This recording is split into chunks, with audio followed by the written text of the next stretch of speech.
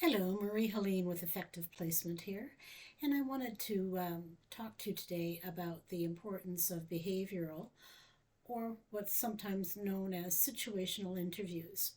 Most companies, when they're interviewing, prefer this format, and the format does require that you have done some practice in relation to formulating your responses. And it's really important to practice these responses in relation to the company or the industry that you are being applying for or that you're being interviewed for. So, for example, if you're applying to a position within the mining industry, they're going to focus on asking you several behavioral questions. And the first of these is typically around the area of safety. They want to ensure that you have some examples that you can provide them in relation to a safety process, either a safety incident that you were a part of or a scenario that you flagged that was unsafe. And they are looking for some fairly detailed answers. So, again, in a behavioral interview, you need to be able to answer the sort of specific questions that they're asking you. And typically, really with any company, they want to know something about safety. They want to know something about your ability to manage conflict. They want to know something about your ability to deal with challenging situations or challenging people. They want to know how it is that you've resolved that. They want to know how it is that you are able to cope with stress and how you manage that.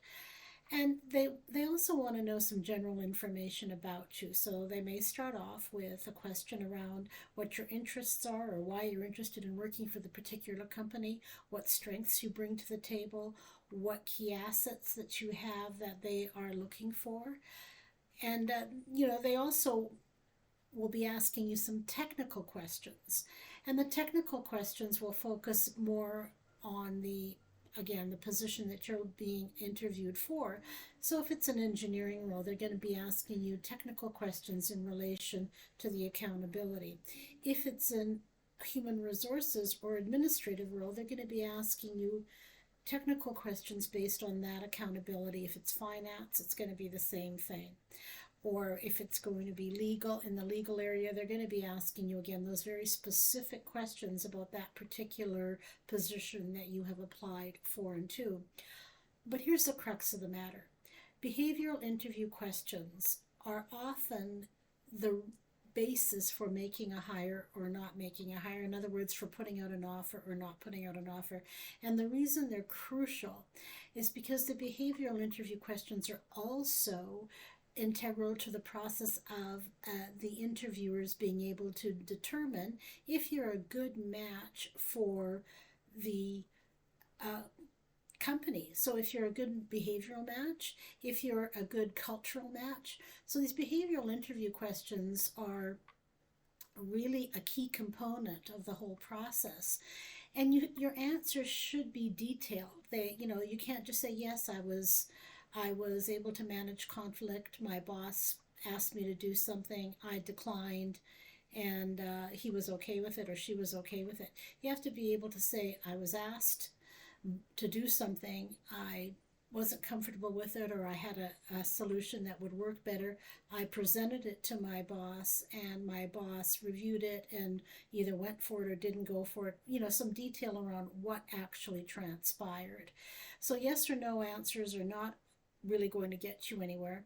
And they also really want to focus on aspects that are related to diversity. So one of the more popular questions in the past few years has focused around diversity, equity, and inclusion, and they use that as the behavioral interview question as well. And they aren't just looking for, oh, well, I support it.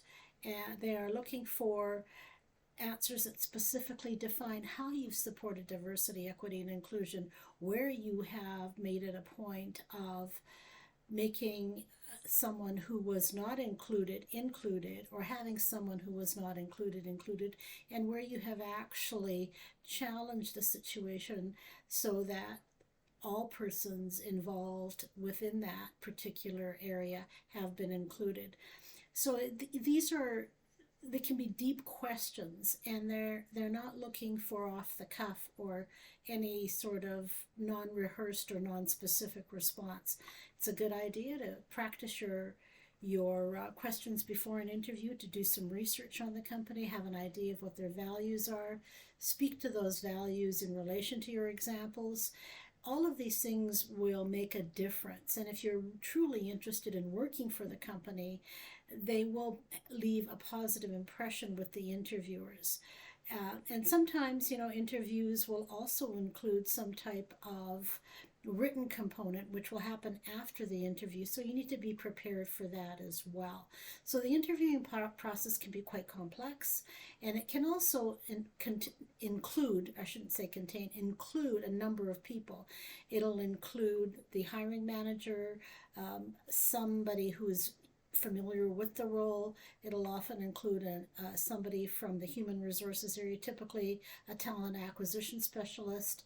So there's a lot of variables in the process, and the clarity in relation to answers is really important. So you want to take the time to do that.